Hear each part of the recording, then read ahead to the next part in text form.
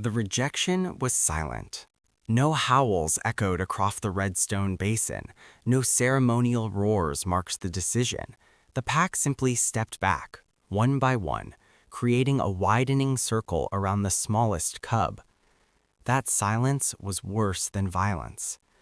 Dr. Cale Wren stood at the edge of the observation ridge, breath caught in his throat as the meaning of what he was witnessing finally settled in.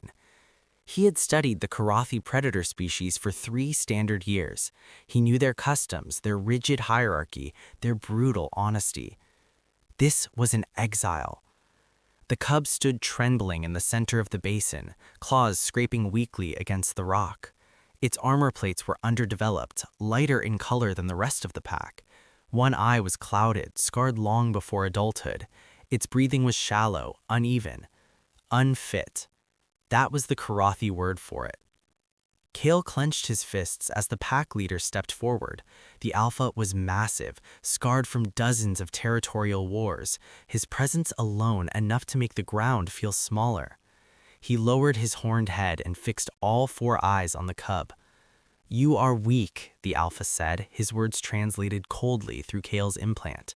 "You will slow the hunt. You will draw death to the den." The cub tried to straighten, tried to look proud. It failed. A low murmur passed through the pack. Not agreement, not cruelty, acceptance.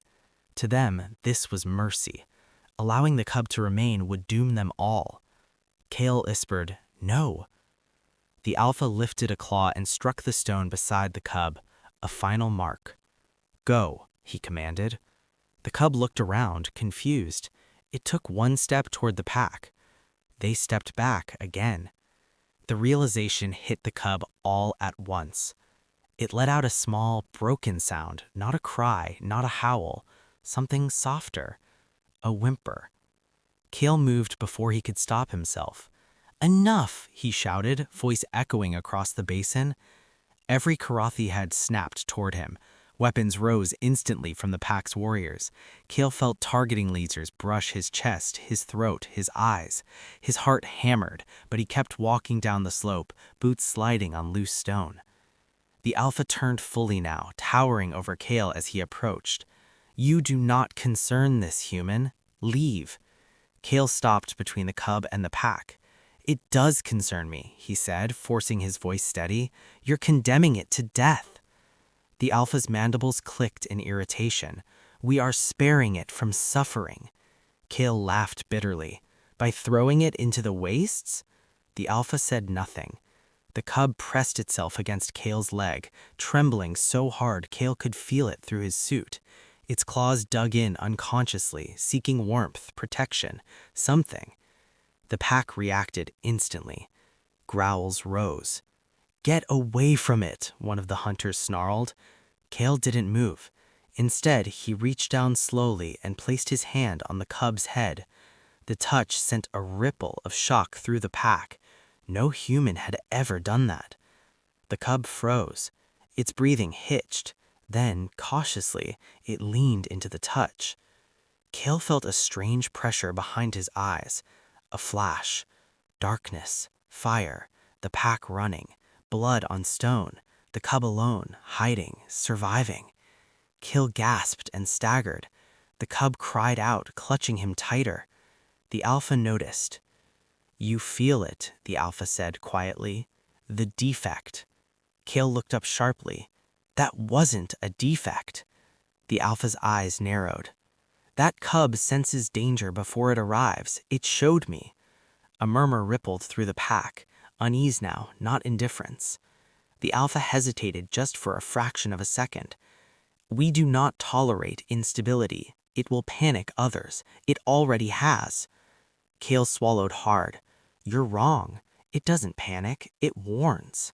Silence fell.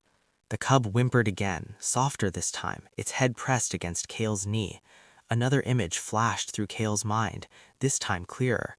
Orbital fire, the den collapsing, a future where the pack ignored the warning. Cale's blood ran cold. "You cast it out," he said slowly, "because it scares you." The alpha's claws flexed. "You are close to death, human." Cale straightened. Then let me make this simple. He took a deep breath and spoke the words that would echo through Karathi history.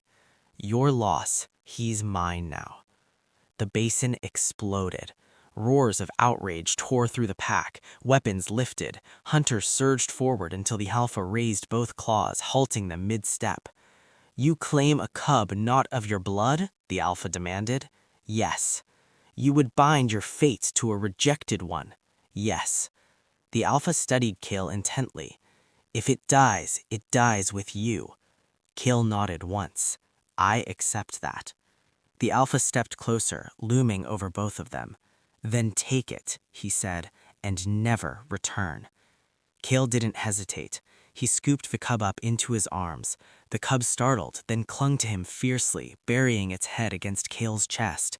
Its heartbeat was wild, but it was alive, trusting. As Kale turned to leave, the alpha spoke one last time. If it brings disaster upon you, remember this moment. Kale didn't look back. I will, and I'll remember who abandoned it. The journey back to the human outpost was brutal. The cub was weak, struggling to breathe properly in the thinner air. Kale adjusted the suit's atmosphere, carried it when it stumbled, ignored the alarms screaming about contamination protocols. Medics tried to stop him at the airlock. Dr. Wren, you can't bring that thing inside. Kale glared at them. Open the door. They did. Days passed. The cub healed slowly. Its injured eye never fully recovered, but its strength returned. It followed Kale everywhere, shadowing him through the corridors, sleeping curled beside his bunk. And the visions continued, always before danger. A reactor fault hours before it happened, a structural collapse avoided, a supply convoy rerouted just in time. The outpost survived things it shouldn't have. The Karathi noticed. Weeks later, the alpha returned. He stood at the edge of the outpost, flanked by warriors, watching as Kale approached with the cub at his side, healthier now, taller, eyes alert. The cub growled softly, protective. The alpha bowed his head. You were right, he said. Kale said nothing.